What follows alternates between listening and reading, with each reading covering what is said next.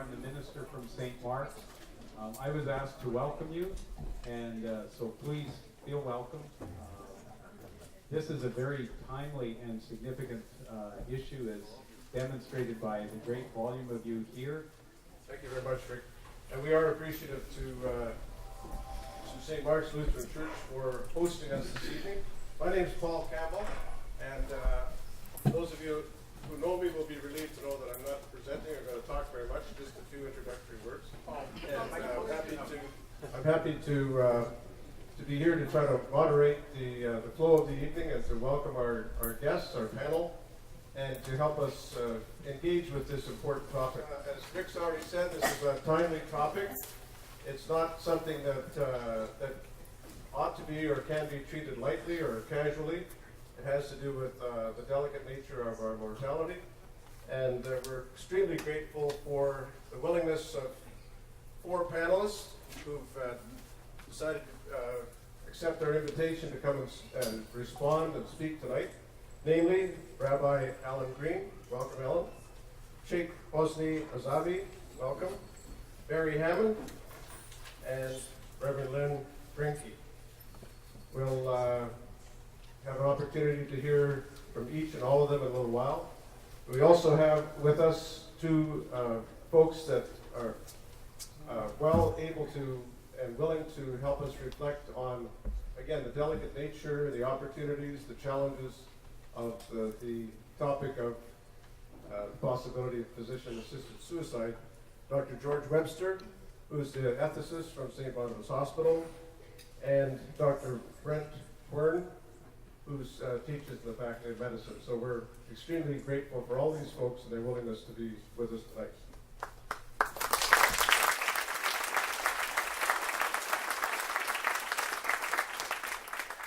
Here's how we visualize the evening going. Dr. Wern is going to present a case study, present a case situation, after which each of the 4 panel members will be asked to respond, maybe help identify the tradition that they represent, respond in whatever fashion they might want to the particulars of the case and or the big picture that we're thinking about tonight.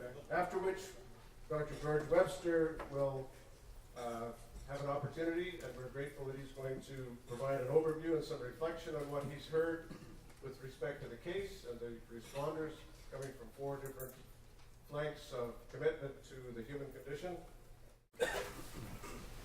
So I've been asked to present a case, the story about one patient. Now, this patient's name is Dr. Tom Lloyd. He's a 71-year-old retired university engineering professor with an international reputation and a really sharp mind. And about 4 years ago, he had a couple of falls while playing tennis. Now, he put it down to just sort of a weak ankle and went to see a local physiotherapist to get some exercises to strengthen it. But the physiotherapist noticed that his foot was dropping, that it didn't seem to have much strength to it. And he advised Dr. Lloyd to come and see his family doctor, happened to see me. So I was examining him, and I also noted that Dr. Lloyd was having some other difficulties. For example, when I asked him to get undressed, he had difficulty with his belt and with the buttons on his shirt. The fingers weren't working properly. I was nervous. The combination of the foot drops and the other findings, I made a referral to a neurologist who did a complete assessment and made a diagnosis of something called amyotrophic lateral sclerosis. Now, this is a disease that's rapidly progressive. It's invariably fatal. People die from it. And it's a neurological disease. And what that means is that it attacks the nerve cells responsible for controlling the muscles that we're able to control. We have involuntary muscles, like our heart. We don't really control that. And we have voluntary muscles, like our arms and our legs. Anyway, this disease gradually weakens things. The muscles weaken, they waste away, what doctors call atrophy. They'll get very fine twitches, which doctors call fasciculation. And eventually, all muscles under voluntary control are affected, and people lose their ability to move their arms, their legs, their body.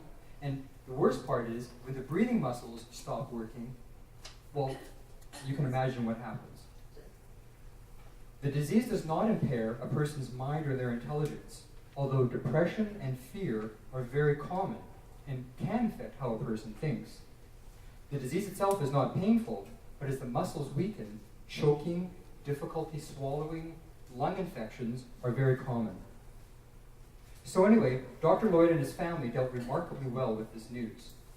Most people with amyotrophic lateral sclerosis die within 3 to 5 years of the diagnosis being made. So that we're now 4 years into this. And there's no doubt over that time, Dr. Lloyd has been declining. Since his diagnosis, this alert and very intelligent man, used to a lifetime of teaching, of interacting with others, of arguing his points and presenting at very high-level conferences, now has slurred speech. He's able to be understood when he speaks slowly, but he also has difficulty swallowing, and he needs help to eat and to get dressed. He's barely able to stand on his own, usually needing 1 or 2 people to stand by him to help him get up and get dressed. And he's been in a wheelchair for the past 18 months. And he also now wears adult continence pads, or what we also call diapers. Now, the literature on amyotrophic lateral sclerosis is starting to change a little bit and suggests that some of these people with ALS, amyotrophic lateral sclerosis, can experience some memory and decision-making problems in addition to the fear and to the depression that they all have. And so his wife and main caretaker, although he has very supportive children, the family's even hired extra staff to help support the home care that the family is getting, recently confided to me that she's quite worried about how her husband is just getting weaker and weaker. And she is worried that he seems to be less himself these days and more docile than usual. His spark is going out, was the phrase that she used. So today's visit, or the visit when he came to see me, Dr. Lloyd asked to speak to me alone, without his wife present, which is unusual. He looked at me straight in the eye and says, I don't see any point in living the last 6 months or so of my life just laying around. If I can't talk with others, argue points, take care of myself, it isn't worth much me just listening to others talk at me. But not being able to move, me needing to be hoisted onto the toilet or to wear even bulkier and worse diapers than I'm wearing now is not something I want. I know there is no cure. I know what to expect, and I don't want to go the full term. I want the option of you helping me end my life while I feel that I still have control over my life. I've spoken with my wife, and she is supportive. Then he says to me as he looks straight in my eye, will you help me die when I feel the time is right, and not when the disease feels the time is right? First of all, I want to say that I'm absolutely astonished that so many people came out to hear us tonight. And I thank each and every one of you for taking the time to consider this difficult topic with us.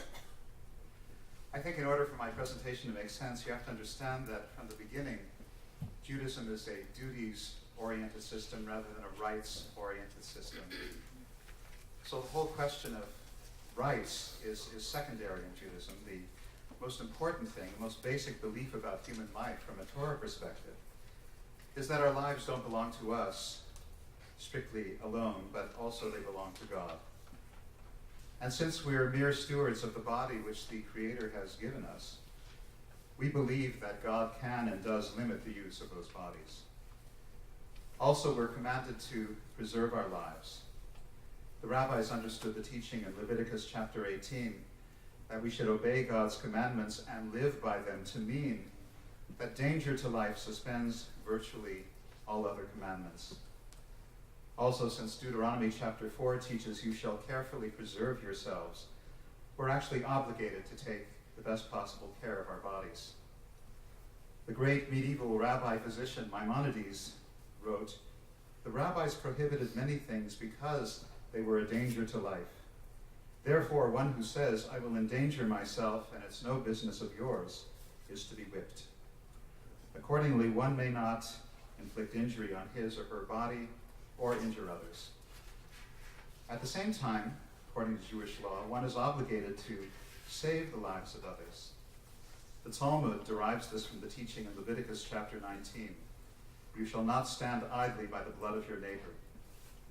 And the Talmud then adds that the commandment to return lost property also applies to the effort to restore lost health, so that if needed, one must engage with others in order to save them from danger. This, combined with the commandment, you shall cause him to be thoroughly healed, from Exodus chapter 21, becomes the mandate for the practice of medicine in Judaism. As the Talmud understands it, one is permitted and even obligated to cause injury, which is to say, to use surgery for the purpose of preserving life. Finally, although there's no obligation to sacrifice one's life for the life of another, self-endangerment to save another life is permissible. Thus, it's permissible and perhaps even required to place oneself at risk in order to save a life. And when it comes to the end of life, there's actually a wide range of opinions in Jewish law, ranging from very conservative to very liberal. The conservative approach dictates that every possible medical intervention should be employed to preserve a life as long as possible. And the liberal approach advocates withdrawal of even intravenous food and water from a comatose patient, and all the more so intravenous drugs, artificial respiration, and dialysis.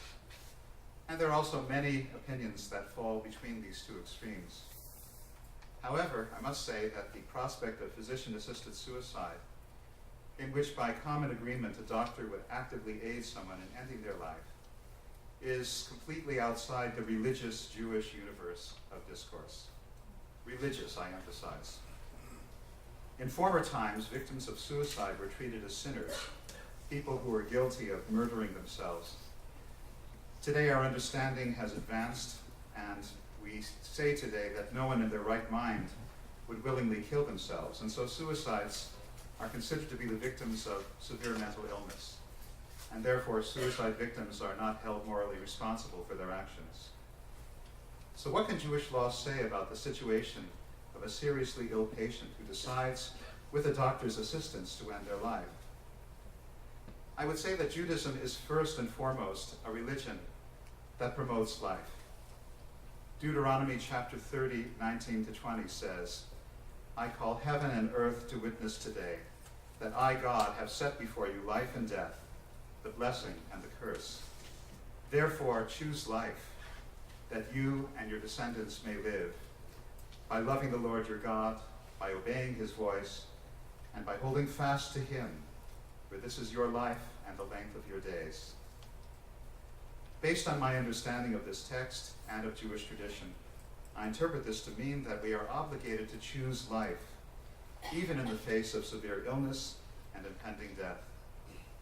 Therefore, at least in the Jewish religious system, physician-assisted suicide would be unacceptable under any imaginable circumstance. Having said that, I would emphasize once again that Judaism is primarily a duties-oriented system rather than a rights-oriented one. To paraphrase John F. Kennedy, in Judaism it's a case of ask not what the master of creation can do for you, ask what you can do for the master of creation. And it would seem in this case that what you can do for the master of creation is to accept what is given to you in the way of illness and suffering, and naturally one would depend on your doctors to control pain and suffering to the maximum extent possible. But to actually end a life because I have the right to end my life is something that in traditional Jewish terms just doesn't make sense. Thank you very much.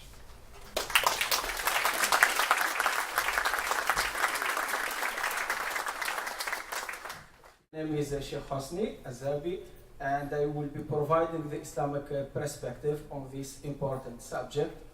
I went through this issue so many times as I served my community, and I know how difficult it is for the family members and also for me to come forward with an answer to this question. So my short presentation today will have 3 parts. Don't worry, it will not be long. It will not be more than 8 minutes, hopefully. Yeah. So the first one will be a brief introduction, a situation that will sum up the duty of a human towards another human.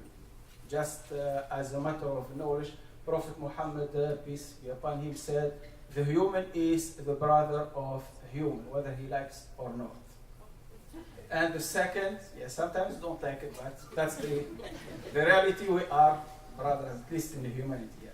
And the second will be a statement to give a straightforward answer to the question that was raised, whether we are allowed to assist in suicide or not. And the third will be the overall perspective or the concept from an Islamic perspective, the idea how do we justify our answer. So the first and brief introduction, if someone falls down unconscious, what will be our first reaction, the natural reaction? Okay? Other than shouting, calling 911. So the first thing we'd like to do is to try to help. And to help here means try to save that individual and try to save the life of that individual by trying to do our best. Okay? And we don't think too much because it's coming from the bottom of our heart.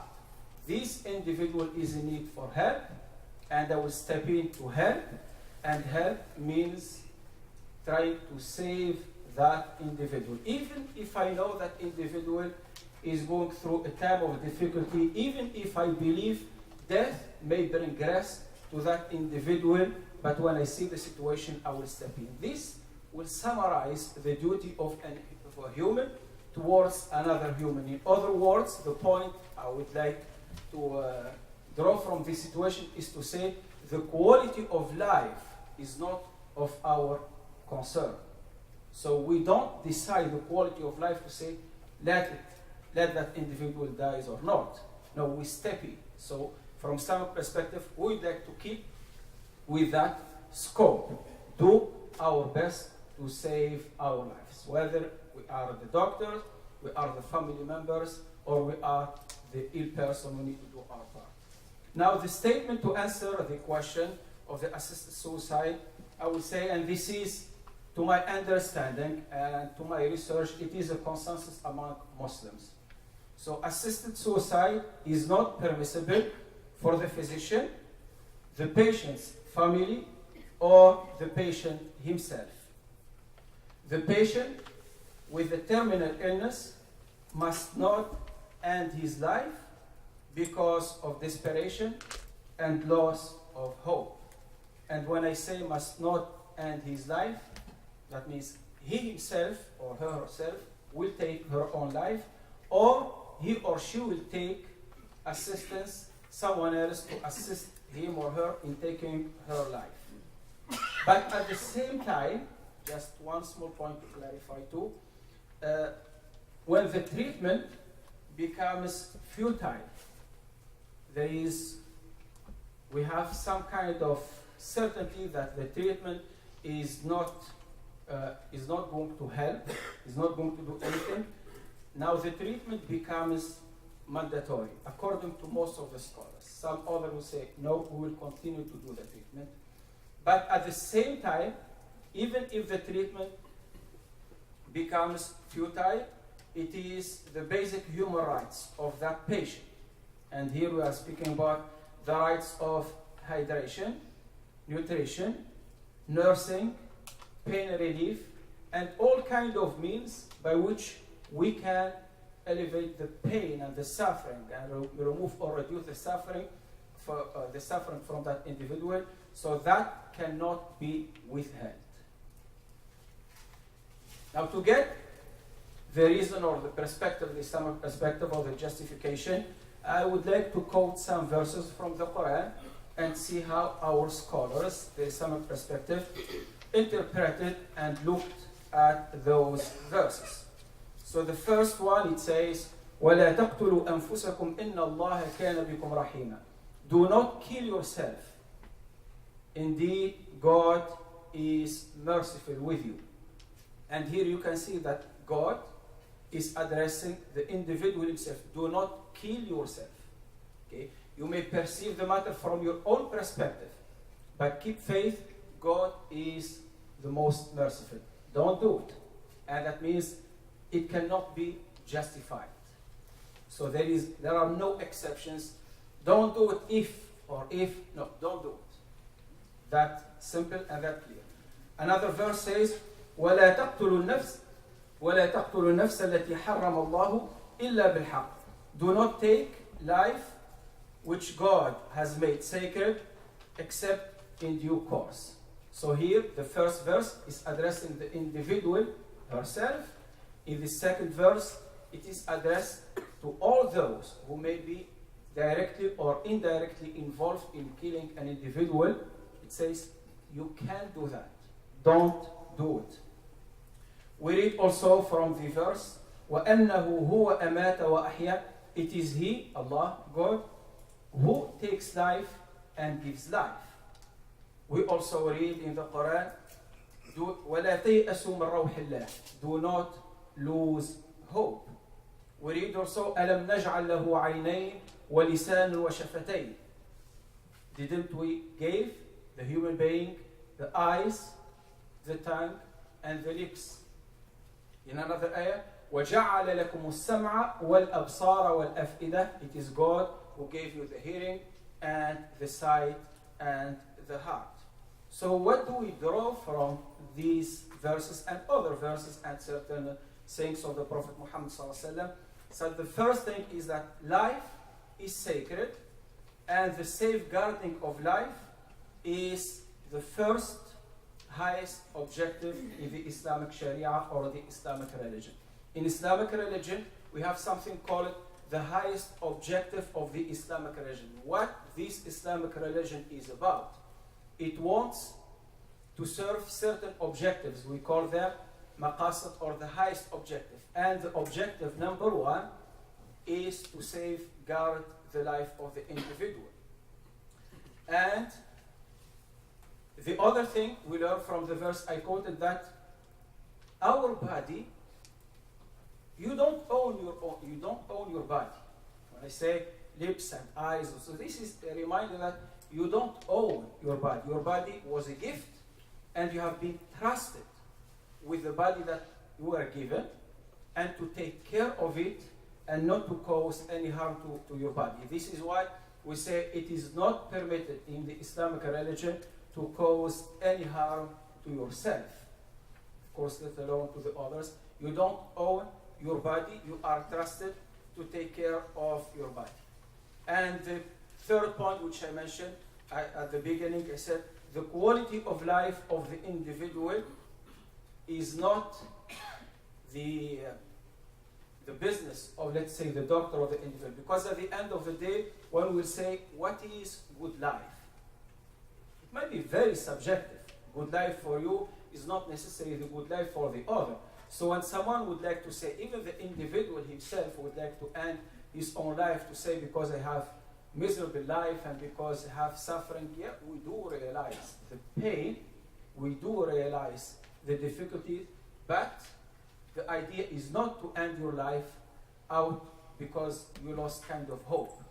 You will continue, your life is sacred, and whether it is the doctor or your own family or the society, you have at least the moral obligation to continue to take care of you. And if each time we continue to take care of those who are in a terminal ill, maybe at one period of time we will say, look, with the research that was conducted, maybe what was not cured time ago now is cured nowadays. And in the future, it will cure what is not being cured nowadays. So we will continue within that line. Our focus is to continue to save the life of the individual. Okay? With this, I'll conclude, and I hope I've done my 8 minutes.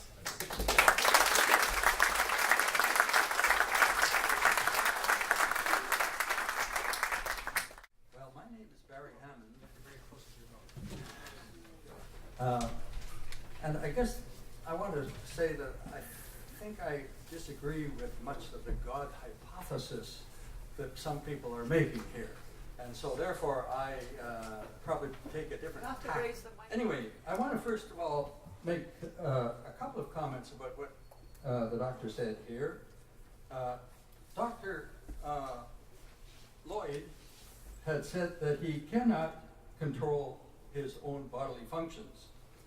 And he said also that there was no cure for the kind of illness that he had, and therefore he was the one who was making this request that somebody assist him in dying when he decided he should die, and not necessarily when the disease decided that he should die. Now, I guess maybe I should drop back a little bit and talk about humanism, because I would feel much better talking about mathematics and about humanism, but nonetheless, let me go this way. A key belief of most humanists is that humans are a natural part of nature, like animals and plants. For example, unless elephants and horses have souls, then neither do humans. No mysterious religious component was injected into humans. Humans have no unique access to consciousness beyond that of other life forms. One might say that most humanists assume a premise of naturalism. But we realize that only humans thus far have critical consciousness and culture. As mathematicians would say, while having water is necessary for staying alive, and this is necessary and sufficient, and I think this needs a little clarification. So while water is necessary for staying alive, water is not sufficient for a good quality of life. Similarly, while naturalness is necessary for humans, it is not sufficient to say that humans are linked to nature. The additional understanding is that what allows us to reflect on physician-assisted death, reason may tell us that science, as in doctors' knowledge of medicine, is better than simple belief. In making decisions about the time of death, for example, this scientific approach is integral to humanism, for it allows us to link human naturalness with human distinctiveness. Now, I hope necessary and sufficient were there. What really concerns me about this whole business of doctor-assisted death, I call it, suicide is when you decide to kill yourself. So it's really doctor-assisted death we're talking about here, and not doctor-assisted suicide, because suicide is when you decide to kill yourself. If you ask the doctor to help, it can't be suicide. So therefore, I always use the term doctor-assisted death. Now what really intrigues me about this topic is that death and climate change are about the only two things that are the main are mainly denied in support of recent life. So I'm worried about the linkage of denial of death with the denial of climate change, because it seems to me that denial is the problem here. With climate change, we know that the main deniers are supported by the fossil fuel industry, who often put profits ahead of people. But with the denial of death for as long as possible, it is less clear who are the deniers. We know that some of those suffering pain and loss of control over their bodily functions would choose a physician-assisted death over prolonged agony, but yet their kin and friends, as well as many citizens and maybe their own beliefs in Canada, continue to deny this help. So I keep wondering, who are the deniers of death? Now, most humanists believe that supporting people here on earth is more important than any mythical afterlife. Concern for the poor and the suffering around us is of more value than any proposed heaven or hell or God hypothesis. For example, no humanist I know would support a faith page in a newspaper. In fact, I think few Hindus or Buddhists would use the faith word. I have faith in some science, but this is not referred to on the faith page. Most humanists, like Henry Morgentaler, who assisted anguished pregnant women to choose to have a medical abortion rather than some patient coat hanger procedure, was vilified by many people, and the humanists in Canada supported the Royal Ontario Museum in honoring Darwin's 200th birthday, while nobody else would at that time help.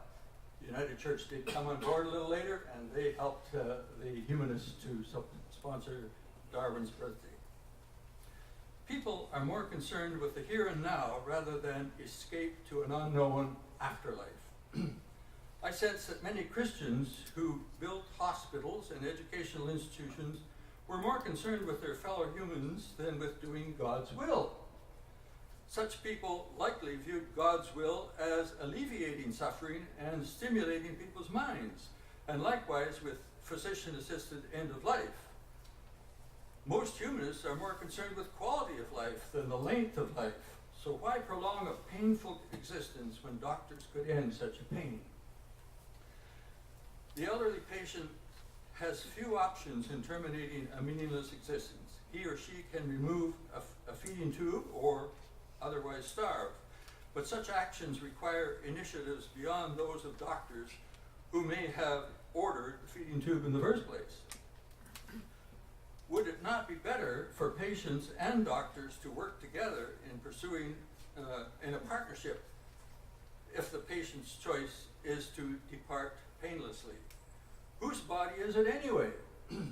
With a broken leg or impaired hernia, physicians work together with the patients to regain health. Should this be different at the end of life? Some are concerned that meaninglessness at any age leads to a request for assisted suicide. Surely laws can be created which would allow doctors to assist when the time is right. Now, some suggest that palliative care carefully segregates the old from others, but some patients justly refuse this end-of-life discrimination. Perhaps refusing palliative care is another way of seeking physician-assisted death. Now, one may think that belief in an afterlife would encourage physician-assisted suicide, but this does not appear to be the case. Rather, it appears the more monotheistic people there are in Canada, the greater resistance to physician-assisted suicide.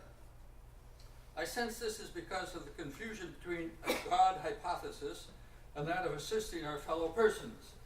It appears that as religious influence diminishes in power, society urges a greater awareness that physicians be released from confining laws. Humanists would hope so anyway.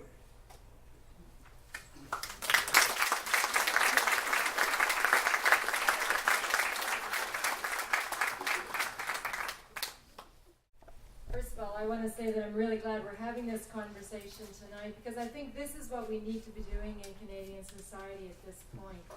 I really don't want to see this in the hands of just Parliament, especially given today's Parliament.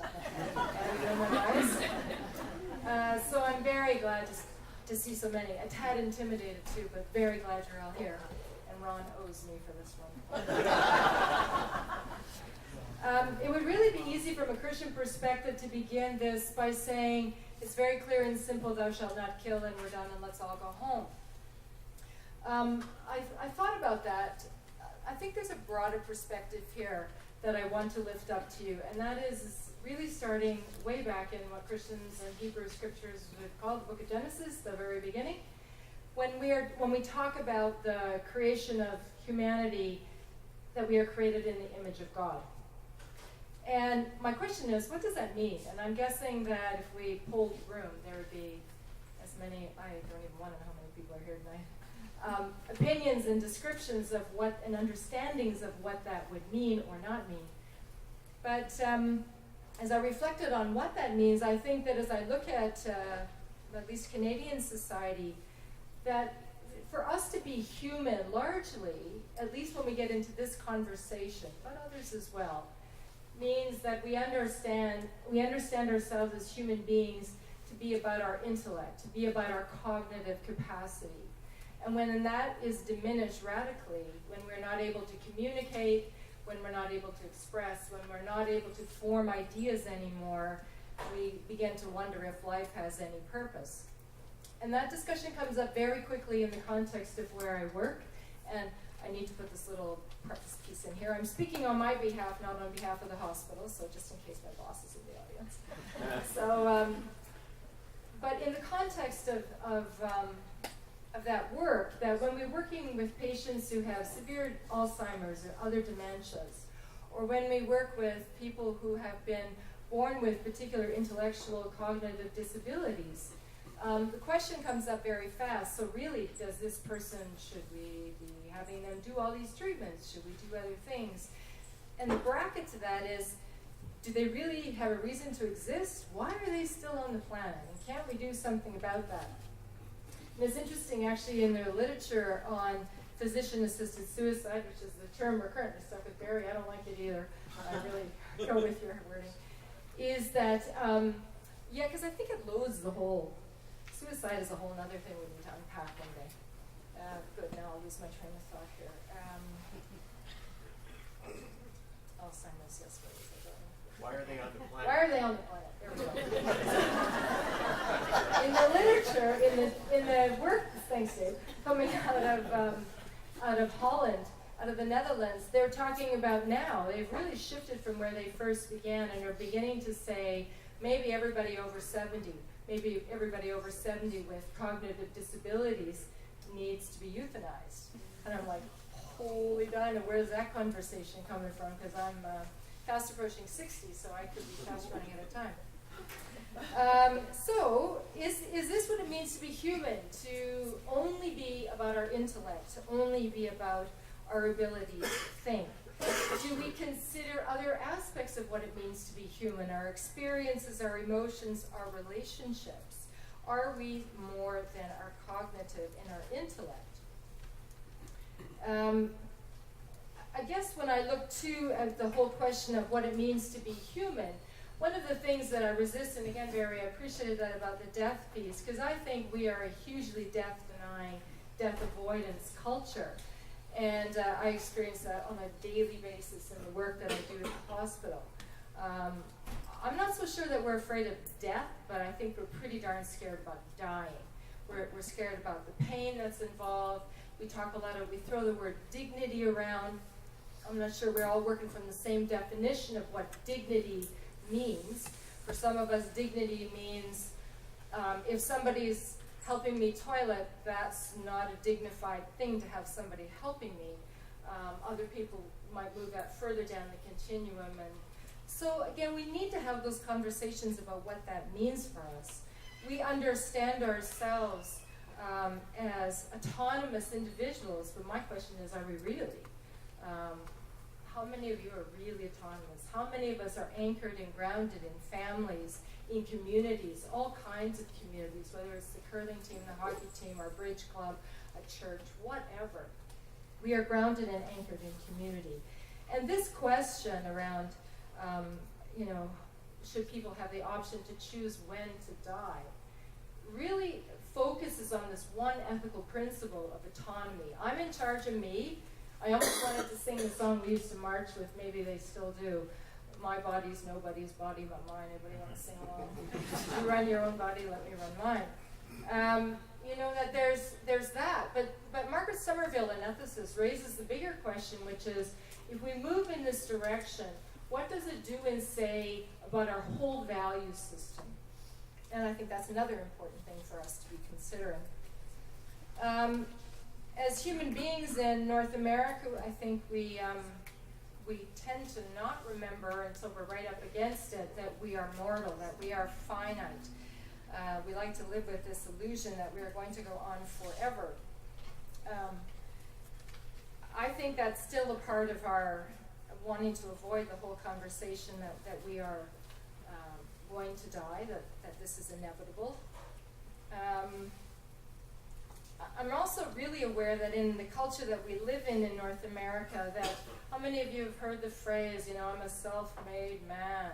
And I don't hear about women very often. Or I was told growing up that it was really, really important to stand on your own 2 feet. Yeah, we've all had that pounded into us, right? And so when you've had that kind of a message given to you all the time, then of course this decision somehow seems like mine and mine alone. And yet we know that the decision is much bigger than that. That includes the society that we live in. It has implications for other people. So we need to be thinking about that as well. I wanted to tell you a really short story. It's about when I was a very young pastor, brand new in the church. I think I was like 28 or 29 years old. And I was pregnant with our second child, and I was brand new in the parish. I'd been there 2 months. And this is back in a time, given my age, when women in parish ministry was pretty brand new. So everywhere I went, I was always the first woman pastor they'd ever had. And I was sick as a dog. I do not glow with pregnancy. I throw up incessantly. And I was very, very sick, and I was in Rainy River, actually, in Ontario. And I had to be, they weren't sure what was wrong with the pregnancy, and so I was ambulanced up actually from Rainy River to Fort Francis for a few days. And all of that stuff about what I was supposed to be, you know, I'm a woman pastor, I'm new, and I'm not supposed to let my parish down, and I'm supposed to be able to do all of this. And I lay in this hospital bed in a town I'd never been to before, and some of you will know Erling Lindstrom. He came to visit me, another parish pastor, and Erling had the wisdom to come to me, a brand new, very green young pastor, and he would have been probably in his late 40s, early 50s. And he said to me, can you let your people get to know you by taking care of you? Can you let them bring casseroles? Can you let them love you and get to know you in that way? Can you give them that opportunity? Okay, that was one of those things I didn't learn in seminary, Facebook page things. And brand new idea to me, but I think that illness can be an invitation to us about considering other things that are outside of that paradigm of how we see ourselves as autonomous individuals. That there are things that we can learn through the course of illness. So, again, something else for us to be reflecting on. Having said all of that, I also want to say that almost on a daily basis, weekly for sure, these kinds of conversations about whether I should live, whether I should die, come up. Dr. Curran's case example is far too close to home for me. I have worked with patients who have asked those questions. I've had patients say, you wouldn't do this to a dog. Why can't you put me down? We did it to my dog. And I've had patients who have chosen to go overseas, who have opted because they cannot do it here, to go to a clinic in Switzerland and have a doctor-assisted death over there. I've also had patients who have chosen suicide at their own hand because that seemed like the only viable option when they knew they were right up against, and it was actually ALS. It seems to be ALS, I gotta tell you. And it's because of the prognosis and the way you die is just so horrendous for many people. And so, when I look at it from a clinical caring perspective, and I meet people in the trauma room whose family member has jumped off the balcony of the 10th floor, having been told that the ALS is finally at this stage where we're going to have to do major interventions, and they're like, that is so not happening. This is what they choose. Would I rather sit with the family? Somehow I imagine this to be in a nice controlled room, like a birthing room, a dying room. Then we'd have, some medicines on board, and someone would die with family members around supporting them and loving them into the next. As opposed to standing at the bedside with people who are absolutely traumatized with a body that is completely disfigured now from the impact of hitting concrete. That's going to stay with me my whole life. And so there's also that story going on in my head as well for us to consider. Which leads me to the next piece, which is if we don't want to be doing physician-assisted death, what kind of resources do we need to put in place to support people, both patients, families, the caregivers, staff in care centers, hospitals, palliative resources, to effectively manage the stuff that we are legitimately afraid of? None of us want to die in pain. None of us want to die suffocating and drowning in our own fluids. It's not a pretty picture for anybody, and I would never want that either. But, can we do that? Can we actually support with our dollars, our tax dollars, to put that in place? I've been having a conversation at the hospital because some of you may or may not know, and I'm going to get the name wrong unless I got to memorize it. The Victoria Hospital is now part of something called Carol, help me out, the South Winnipeg Integrated Health Services? S for services? Karen, do you remember? Yeah. Anyway, the South Winnipeg Integrated is about putting hospital and community resources together. And I went to the head of this and said, one of the things that we need to start talking about is, for example, having spiritual care resources bumped up so that spiritual care staff from hospitals, basically, or wherever, that are trained in this work can go out to be a support in the community, in families, in homes, because we don't have those resources right now. And if we're going to say that people need this kind of support, because again, one of the questions that we always look at is somebody depressed? Are they in a place of despair and hopelessness? Is there something we can do to shift that, to bring hope back into the situation? If so, how do we do that? That's going to require funding in that kind of direction from my perspective. I'm sure there are other models as well. But that's something, again, that we need to be looking at. What I've tried to do, because I know you need a break, is I'm going to move fairly quickly. And I want to put out, I call them threads from the conversation that I've heard. And you will have different threads, and that's what I hope we can do when we speak together.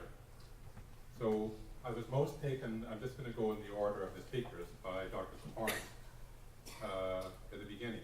Will you help me die when I feel the time is right? And for me, the question that this posed for me was something that's core, I think, to the debate about physician-assisted death and physician-assisted suicide. And physicians can assist with suicide. They may not carry out the act, but they may provide the means for someone to accomplish that themselves. So I think there is language there that's important, which other speakers have discussed. But the core questions for me from Dr. Korn's presentation is really about what is the physician's service? Is it the physician's service to be a healer? Or is it the physician's service to end someone's life? And by ending someone's life, I don't mean that when we allow someone to die. I mean when we choose death rather than allow death. And that to me is a fundamental kind of violation of the physician ethos as healer. And I think that ethos has been with us since the beginning of medicine, since Hippocrates. So it's not just another step along a continuum, I don't think. I think it's a huge shift in the ethical response of physicians and other care providers to people who are suffering. So that's the question, that's the semester course by itself, I think. I was taken with Rabbi Green's comments about the rich foundation in Judaism with respect to duty and the notion that our lives don't belong to us. So we have, in a sense, a limited dominion over not just our lives, and Mary spoke about the world as well, need to be responsible stewards. And there is a range of opinions in Judaism, which I think is also a great point to recall. But in the religious discourse, Rabbi Green was saying that this question about physician-assisted suicide is outside of our religious discourse. Others from, if I understand from that tradition, may accept the propriety of physician-assisted suicide, but within the context of a religious discourse, if I understood you saying, That's right. not right. So we have an obligation to choose life. Mr. Asabi, do I have your name correct? Thank you. Quality of life is not our concern in the Islamic tradition. There is a consensus that physician-assisted suicide is not permissible. And there are limits on the control that we have over life. Safeguarding of life is the highest objective of Islamic religion. And what is quality of life? It's not the business of the doctor to assess that. Mr. Hammond started by disagreeing with the God hypothesis, if I understood what you were saying, rooted his thinking in humanism and in critical consciousness and culture, which distinguishes from other life forms in the community. But I think he brought up also a very interesting point, which is shared by Daniel Callahan, who's the US bioethicist, about the tremendous ambivalence that we feel toward death in our society. And I think that that can be expressed in terms of a denial of our mortality, but it can also be expressed, I think, in terms of a desire for individuals to have ultimate control over the timing of their death. By ultimate control, I mean choosing the time and the date and the means by which they will end their life. So there is, I think, in our community, and this is something that I think would be interesting in the conversation, there is a great ambivalence about our mortality. And we see, I think, and have seen family members maybe who have had protracted deaths, who have died with what we would regard sometimes as improper pain control. And even when pain is controlled, we're facing always the profound question of suffering, of the kind of loss or unraveling of a person's sense of identity of who they are. And that takes me back to the first question for Dr. Korn about what is the physician's service. It clearly is to attend to palliation, to control pain, to keep people comfortable. But does it extend the work of the doctor? Does it extend to, in a sense, responding to the suffering that comes from the human condition? Experiences that might be outside of the purview of medicine, like our own life stories, our own regrets, our own fears. So I think that's very important for us to maybe touch on later as well.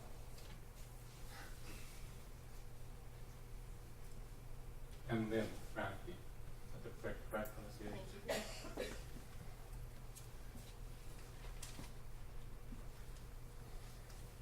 I was most taken here by your question about, are we only our intellect? So what is the place of our experience, our emotions, and our relationships in questions like physician-assisted suicide? Reverend Granke also spoke about living in a death-denying culture and pushed us to ask, for each of us to ask ourselves about our own value systems. How do we see ourselves?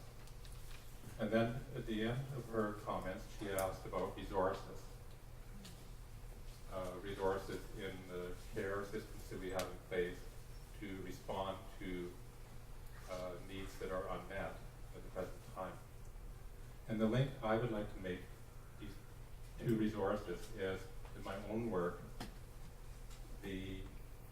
one of the things that I think is driving the request for physician-assisted suicide or assisted death is a fear of being, in a sense, abandoned in a large and personal healthcare system. And I think what we really have to pay attention to in the way we organize our delivery of healthcare is really whether we're offering people meaningful involvement in decisions about their care, about their care at the end of life. And then all of the issues that you see, all of the tensions that arise in situations about whose decision this is, not how it should be made, but whose decision it is, leads us to a kind of binary, almost intractable situation like we see with Mr. Rizzulli in Toronto and Sunnybrook, where our court just ruled on that last week, our Supreme Court, which I think is a very good decision, by the way. That was an editorial comment. So, I know you're going to need to have a break, and I don't want to violate any other international conventions or anything here. So my thread would be through it is really starting with Dr. Korn. What's the physician's service if we're talking about physician-assisted suicide? Is it ethical for a profession like medicine to be part of an undertaking that intentionally ends the life of patients? I don't mean, again, to allow them to die, and I think there's a distinction morally between allowing someone to die and killing them or ending their life. I think that that's important. Not everyone would accept that, but I would like to put that out for your discussion. I I think we worry about the social consequences of legitimizing a practice like physician-assisted suicide, particularly for persons in our community who are especially vulnerable. And that might be people living with mental illness. It might be people living with developmental disabilities. It might be the elderly or persons living with dementia. And I think there's a very conflicted story that's told in the media and in the press about what's actually going on in countries like Holland or other countries that have actually legalized this, because I think the reporting systems are different, the questions are different, the meaning of language is different. So in some respects, so it's a wide open conversation.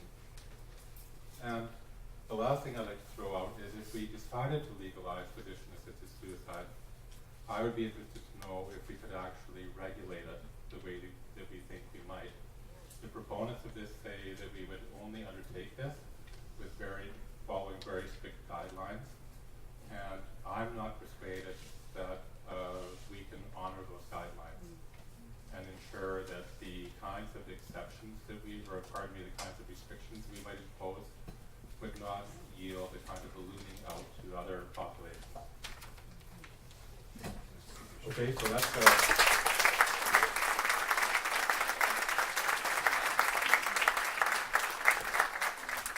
I'd just like to acknowledge that our little committee within the Multifaith Council is coordinated by Ron Long, who's also acting as a host here tonight. He and his